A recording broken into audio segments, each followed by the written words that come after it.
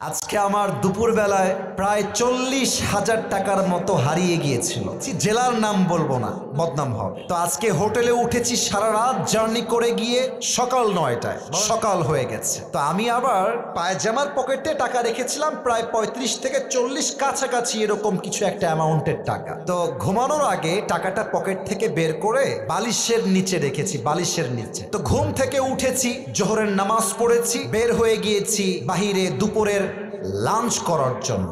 কিন্তু টাকা যে বালিশের নিচে ছিল আমি ভুলেই গেছি। হোটেলে খেতে গেছি, বিল দেওয়ার জন্য বলেছে, বিল হয়েছে 600 থেকে 700 টাকা। পকেটে হাত দিয়েছি, দেখছি টাকা নাই। মাথা তো আমার ঘুরে গেছে, কিরে টাকা আমি রাখলাম কোথায়? হঠাৎ করে মাথায় আসছে, আরে টাকা তো আমি হোটেলের বালিশের নিচে রেখে এসেছি। সঙ্গে সঙ্গে কোনো কথা ছাড়াই গাড়ি ঘুরিয়ে হোটেলে আসলাম। এসে খুব বিনয়ের সাথে ম্যানেজার সাহেব বললাম, স্যার আমি আবরারুল হক আসিফ হুজুর, আপনি আমাকে চেনেন।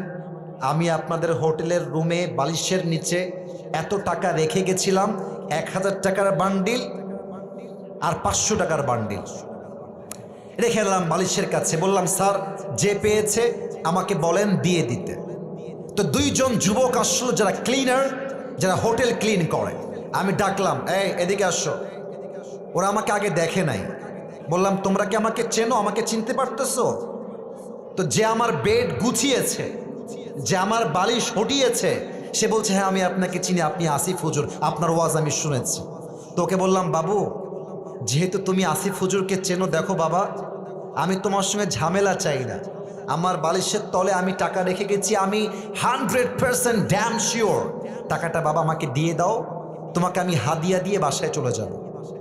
যুবকটা মুখের উপরে বলছে, না আমি টাকা দেখি নাই, জীবনেও না, এটা সম্ভব না, আমি 1 টাকাও হাত দেই নাই।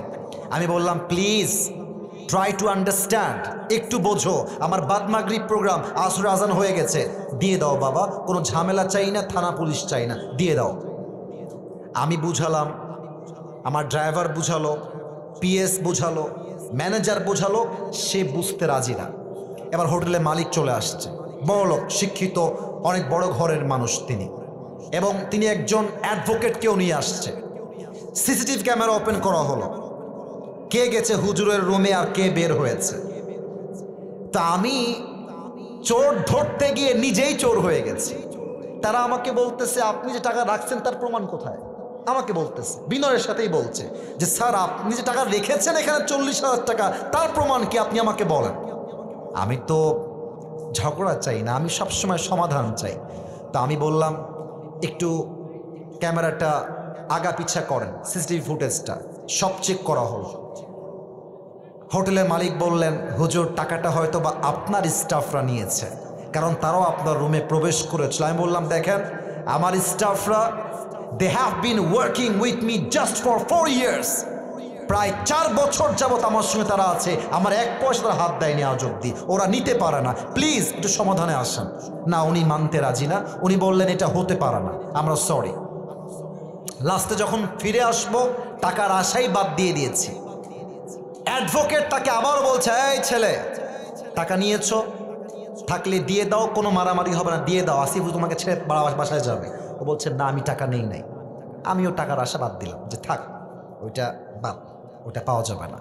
জাস্ট আসার সময় তাকে বললাম যে, স্যার দেখেন আমি আসিফ হুজুর, আমি কোনো গন্ডগোল চাই না, আপনার হোটেলের বদনাম চাই না, তবে একটা আবদার রাখবো।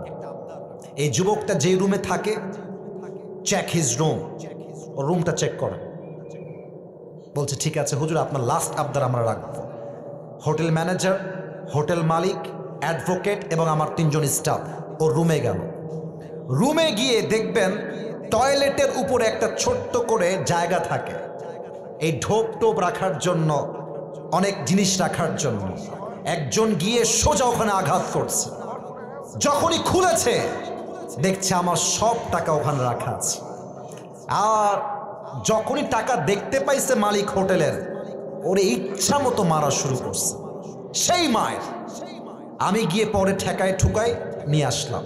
আর ওই যুবকটা পা ধরে এত কান্নাকাটি। আমি বললাম, যুবক তুমি কি করলা এটা? তুমি আমাকে বলতা যে হুজুর আমি টাকাটা পেয়েছি, নেন আপনি, আপনার যা মন চা আমাকে খুশি হয়ে দিবেন, তাতেই আমি খুশি, আমি তোমাকে দিতাম অনেক টাকা খুশি হয়ে। তুমি কি করলা? এখন তুমি টাকাটাও পাইলে না, তোমার চাকরিও হারায় গেল। শিক্ষা কি পেলেন?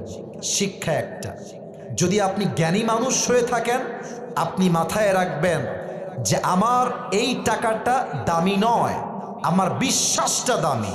যদি আমি বিশ্বাস রাখতে পারি, পুরস্কারও থাকবে, চাকরিও থাকবে, জীবনটাও সুন্দর হবে। মূর্খতা করবেন, চাকরিও থাকবে না, জীবনটাও অসুন্দর হয়ে যাবে। ঠিক কিনা বলেন?